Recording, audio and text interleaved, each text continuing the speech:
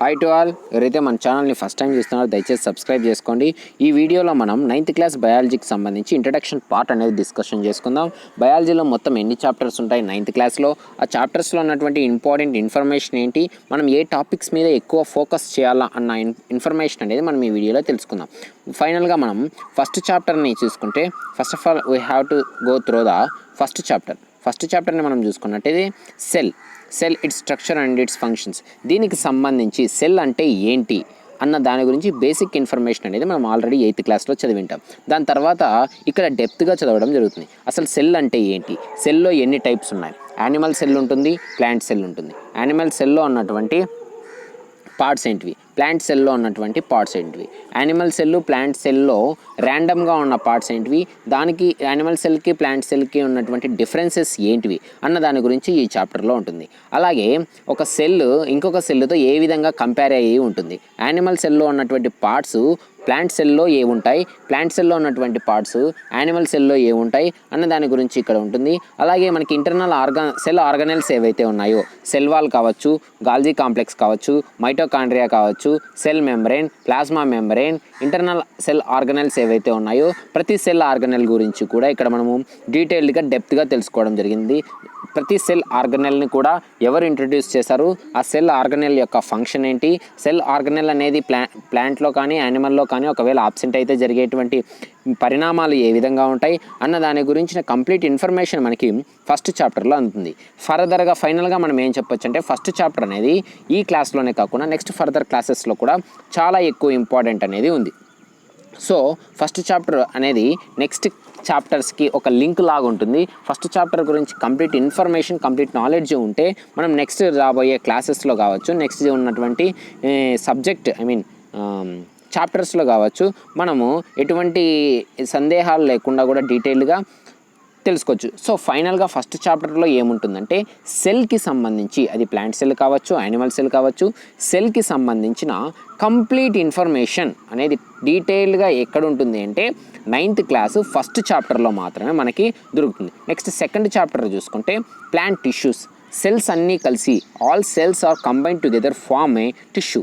Those cells are similar in structure and function అనే concept మనకు already 8thలో తెలుస్తుంది. అంటే అన్ని సెల్స్ కూడా కలిసి ఏం ఫామ్ చేస్తాయి అంటే టిష్యూస్ని ఫామ్ చేస్తాయి. ఆ టిష్యూస్ ఎన్ని టైప్స్ ఉంటాయి అంటే 2 టైప్స్ ఉంటాయి. ఒకటి ప్లాంట్ టిష్యూ అయితే ఇంకొకటి యానిమల్ టిష్యూ. ఇక్కడ మనం ప్లాంట్ టిష్యూ గురించి కంప్లీట్గా తెలుసుకుంటాం. ప్లాంట్ టిష్యూ అంటే ఏంటి, ప్లాంట్ టిష్యూని మనం ఎక్కడెక్కడ అబ్జర్వ్ చేస్తాం, ప్లాంట్ టిష్యూస్ అసలు ఎన్ని రకాలుగా ఉంటాయి, ఒక్కొక్క ప్లాంట్ టిష్యూ యొక్క టైప్స్ ఏ విధంగా ఉంటాయి, ప్లాంట్ టిష్యూ వల్ల యూజ్ ఏంటి, ఒకవేళ ప్లాంట్ టిష్యూ అనేది ప్లాంట్లో లేకపోతే ఏ విధంగా ఉంటుంది, ప్లాంట్ టిష్యూ ఉండడం వల్ల మనకి ప్లాంట్కి ఏ విధంగా యూజ్ ఉంటుంది, ఈ ప్లాంట్ టిష్యూస్ అనేటివి ప్లాంట్కి ఏ విధంగా యూటిలైజ్ అవుతున్నాయి అన్న దాని గురించి కంప్లీట్గా అంటే ఓవరాల్గా ప్లాంట్ టిష్యూస్ని మనం ఎక్కడ అబ్జర్వ్ చేస్తామంటే 9th క్లాస్ సెకండ్ చాప్టర్లో టిష్యూస్ గురించి కంప్లీట్గా తెలుసుకోవడం జరుగుతుంది. థర్డ్ చాప్టర్ చూసుకుంటే మనం animal tissue. Let's see animal tissue. This is animal tissue.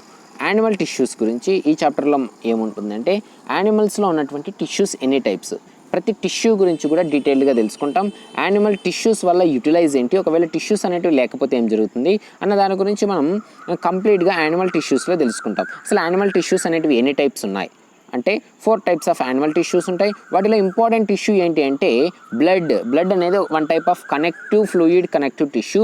ఇక్కడ బ్లడ్ గురించి మనం తెలుసుకునేటప్పుడు మొత్తం బ్లడ్ ఎన్ని టైప్స్, బ్లడ్ని ఎవరు కనుక్కున్నారు, బ్లడ్లో గ్రూప్స్ ఏ విధంగా ఉంటాయి, బ్లడ్ గ్రూప్స్ని ఆ విధంగా ఏబి నెక్స్ట్ ఏబీగా డివైడ్ చేయడానికి రీజన్స్ ఏంటి అన్న దాని గురించి బేసిక్ ఇన్ఫర్మేషన్ ఇక్కడ మనం తెలుసుకున్నాం. బేసిక్ ఇన్ఫర్మేషన్ అంటే జస్ట్ ఫర్ నాలెడ్జ్ ఓన్లీ.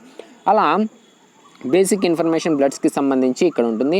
అలాగే యానిమల్ టిష్యూస్లో ఎపిథీలియల్ టిష్యూ కావచ్చు, ఇంకా డిఫరెంట్ టైప్ ఆఫ్ టిష్యూస్ అనేటివి ఉంటాయి. ఆ టిష్యూస్ స్కిన్లో ఉన్నటువంటి టిష్యూస్ ఏవి, మన లోపల ఇంటర్నల్ ఆర్గాన్స్ అనేటువంటి హార్ట్లో ఉన్న టిష్యూస్ ఏవి, డైజెస్టివ్ సిస్టంలో ఉన్న టిష్యూస్ ఏవి, అలాగే లోపల ఉన్న కిడ్నీలో ఉన్నటువంటి టిష్యూస్, ఇలా హ్యూమన్ బాడీలో టోటల్గా ఉన్నటువంటి టోటల్ టిష్యూస్ గురించి కంప్లీట్గా ఇన్ఫర్మేషన్ అనేది మనకి యానిమల్ టిష్యూస్లో దొరుకుతుంది. అలాగే ఇక్కడ బోన్స్ గురించి వచ్చింటుంది. బోన్స్ పార్ట్స్ ఏంటివి, ఆ టెండాన్ అంటే ఏంటి, లిగమెంట్ అంటే ఏంటి, టెండాన్ లిగమెంట్ని మనం ఎక్కడ అబ్జర్వ్ చేస్తాము అన్న దాని గురించి కూడా ఇక్కడ కంప్లీట్గా మనం టిష్యూస్లో తెలుసుకోవాల్సింది. దీంట్లో ఇంకొక ఇంపార్టెంట్ టిష్యూ ఏంటి అంటే నర్వ్ సెల్ గురించి చాలా ఇంపార్టెంట్ ఇన్ఫర్మేషన్ కూడా ఇక్కడ మనకి థర్డ్ చాప్టర్లో దొరుకుతుంది. నెక్స్ట్ 4th చాప్టర్ని మనం చూసుకుంటే movement of materials across the cell membrane, ఇది 4th చాప్టర్. ఈ చాప్టర్లో ఏముంటుందంటే ప్రతి ఒక్క మెటీరియల్ కూడా ఒక సిస్టమ్ ఒక మీడియం నుంచి ఇంకొక మీడియంకి ఏ విధంగా ట్రాన్స్ఫర్ అవుతుంది, ఆ ట్రాన్స్ఫర్ అవ్వడంలో జరిగే ప్రాసెస్ ఏంటి. ఫర్ ఎగ్జాంపుల్ మనం ప్లాంట్లో తీసుకున్నాం అనుకో, ప్లాంట్లో ద వాటర్ గోస్ ఫ్రమ్ లో లెవెల్ టు హై లెవెల్, ఏ విధంగా వాటర్ అనేటివి లో లెవెల్ నుంచి హై లెవెల్కి వెళ్తుంటాయి. అలాగే ఒక ఆనియన్ తీసుకుంటే ఆనియన్స్లో కూడా వాటర్ అనేది లో లెవెల్ టు హై లెవెల్ వెళ్తుంది. ఇలా డిఫరెంట్, అసలు ఇది జరగడానికి రీజన్ ఏంటి అని ఇక్కడ తెలుసుకుంటాం. ఇక్కడ ఇంపార్టెంట్ ఏంటి అంటే ప్లాస్మా మెంబ్రేన్ గురించి కూడా డీటెయిల్గా తెలుసుకుంటాం. సో ఫైనల్గా ఈ చాప్టర్లో ఏంటి అంటే ఒక మీడియం నుంచి ఇంకొక మీడియంకి మెటీరియల్స్ ఏ విధంగా ట్రాన్స్ఫర్ అవుతున్నాయి, ఆ ప్రాసెస్ ఏంటి అనే విషయం ఈ 4th చాప్టర్లో మనం తెలుసుకుంటాం. డైవర్సిటీ ఇన్ లివింగ్ ఆర్గానిజమ్స్లో డైవర్సిటీ అనేది ఏ విధంగా ఉంది, ఒక యానిమల్ ఇంకొక యానిమల్కి యొక్క డిఫరెన్సెస్ ఏ విధంగా మనం చూడవచ్చు, ప్లాంట్స్లో ఉన్నటువంటి చేంజెస్ ఏంటివి, ప్లాంట్స్ అవి డెవలప్మెంట్ అవ్వడానికి ఎటువంటి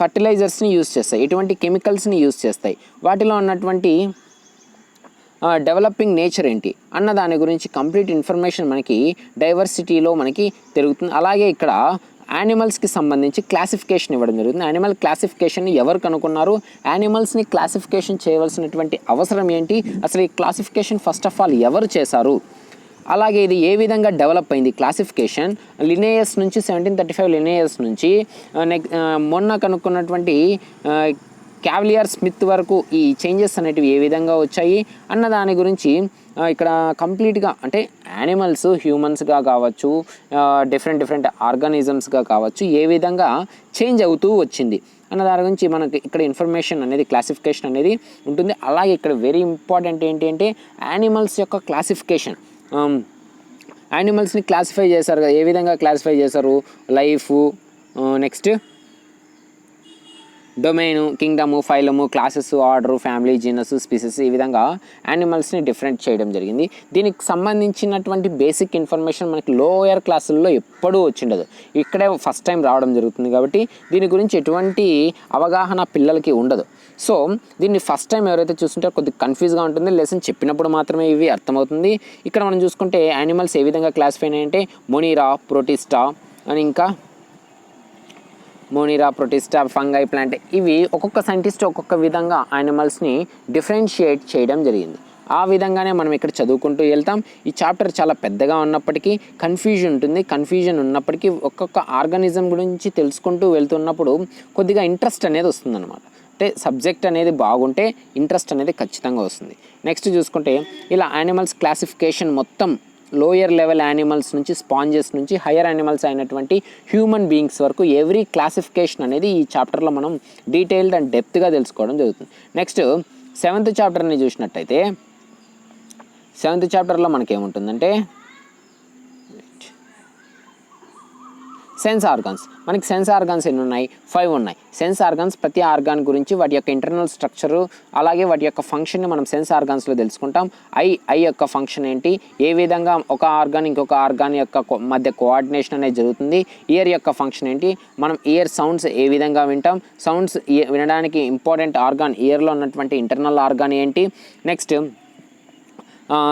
టంగ్లో ఉన్నటువంటి ప్యాపిల్లెస్ ఏ విధంగా ఉంటాయి, టేస్ట్ బర్డ్స్ అనేటివి ఎన్ని ఉంటాయి, టేస్ట్ బర్డ్స్ వల్ల మనకి యూటిలైజేషన్ ఏ విధంగా ఉంటుంది, ఏ ప్లేస్లో ఎటువంటి టేస్ట్ ఉంటుంది, నెక్స్ట్ స్కిన్ గురించి తీసుకుంటే స్కిన్ యొక్క స్ట్రక్చర్ ఉంటుంది, స్కిన్లో ఉన్నటువంటి గ్లాండ్స్ ఏవి ఉన్నాయి అనే దాని గురించి కూడా ఇక్కడ మనం చూడొచ్చు.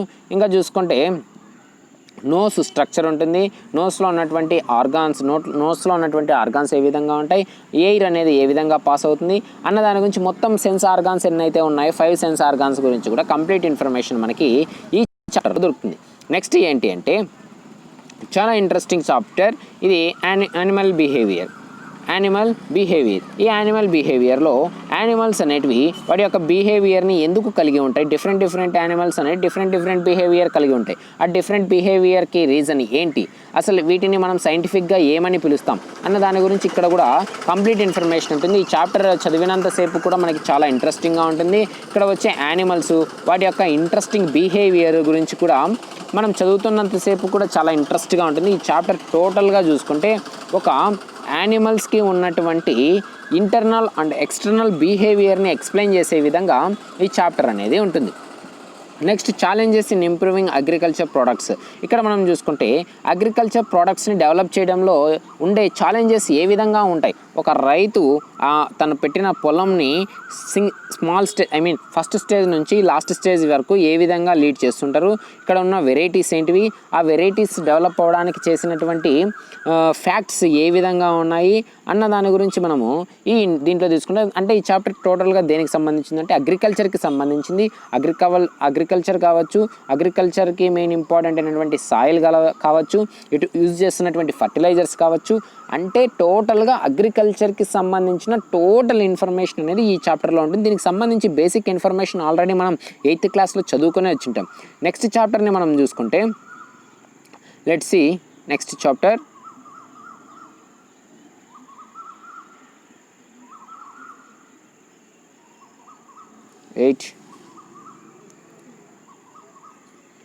What's the next chapter means? Here it is important adaptations in different ecosystem. Here different ecosystems are there. Ecosystems అంటే ఒక ఆర్గానిజం డెవలప్ అవుతున్నటువంటి లివ్ అవుతున్నటువంటి ఉన్నటువంటి ఒక హ్యాబిటేషన్ని మనం ఏమంటామంటే ఈకోసిస్టమ్ అంటాం.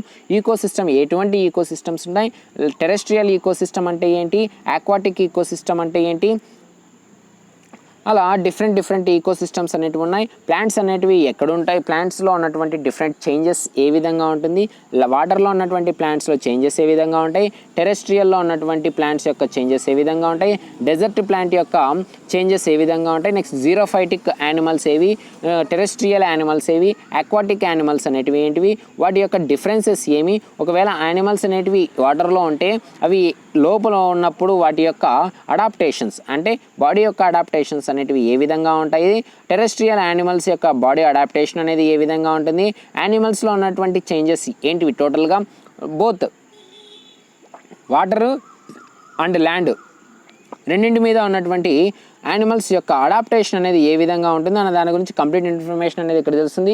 ఈ చాప్టర్ కూడా చాలా ఇంట్రెస్టింగ్గా ఉంటుంది. చదువుతున్నంతసేపు ఇంకా చదవాలనిపించే చాప్టర్ ఉంది అంటే యానిమల్ బిహేవియర్ తర్వాత ఉన్నటువంటి చాప్టర్ ఇదే. నెక్స్ట్ లాస్ట్ చాప్టర్ చూసుకుంటే సాయిల్ పొల్యూషన్. సాయిల్ పొల్యూషన్ అంటే మీరు అప్పుడే అర్థం చేసుకోవచ్చు.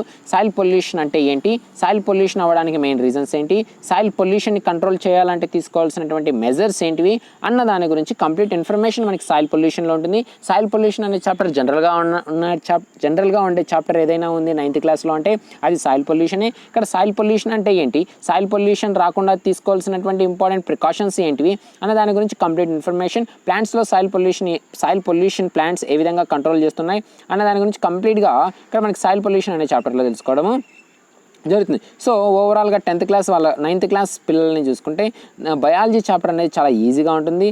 చదువుతున్నంతసేపు కూడా ఈ చాప్టర్ ఇంట్రెస్టింగ్తో ఉన్నప్పటికీ కొద్దిగా కన్ఫ్యూజన్ అనే టాపిక్స్ కొద్దిగా మధ్యలో ఉన్నాయి. వాటిని మనం లీడ్ చేసామంటే ఈ 9th బయాలజీ మొత్తం కూడా చాలా ఈజీగా ఉంటుంది. నెక్స్ట్ 11th చాప్టర్ చూసుకుంటే biogeochemical cycles, nitrogen cycle, oxygen cycle, carbon dioxide cycles ఏ విధంగా ఫామ్ అవుతాయి, ఈ సైకిల్స్ ఫామ్ అవ్వడానికి మధ్యలో ఉన్నటువంటి మీడియంస్ ఏవి, వీటి గురించి మనము ఈ బయోజియో కెమికల్ సైకిల్స్లో తెలుసుకుంటాం. This is the last chapter of 9th class. ఈ సైకిల్స్ అనేటివి మన నిత్య జీవితంలో మన డైలీ లైఫ్లో ఏ విధంగా యూటిలైజ్ అవుతుంది, ఒకవేళ నైట్రోజన్ సైకిల్ అనేది లాస్ అయితే జరిగే పరిణామాలు ఏ విధంగా ఉంటాయి, వాటర్ సైకిల్ అంటే ఏంటి, ఇంకా ఆక్సిజన్ సైకిల్ అంటే ఏంటి, నైట్రోజన్ సైకిల్ అంటే ఏంటి, కార్బన్ డైఆక్సైడ్ సైకిల్ అంటే ఏంటి, కార్బన్ సైకిల్ అంటే ఏంటి, దీనికి సంబంధించిన యానిమల్స్ యొక్క పార్టిసిపేషన్ ఎంతవరకు ఉంటుంది అన్న దాని గురించి ఇక్కడ మనము ఈ చాప్టర్లో తెలుసుకుంటాం. This is about total 9th class.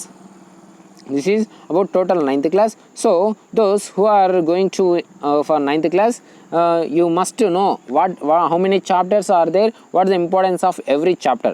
So this video is helpful to you. Thanks for watching. ఈ వీడియోలో ఏమైనా మిస్టేక్స్ ఉన్నా కింద కామెంట్ చేయండి. ఈ వీడియో మీకు నచ్చినట్టయితే లైక్ చేయండి. మీకు ఏమైనా డౌట్స్ ఉంటే కింద కామెంట్ చేయండి. Thanks for watching.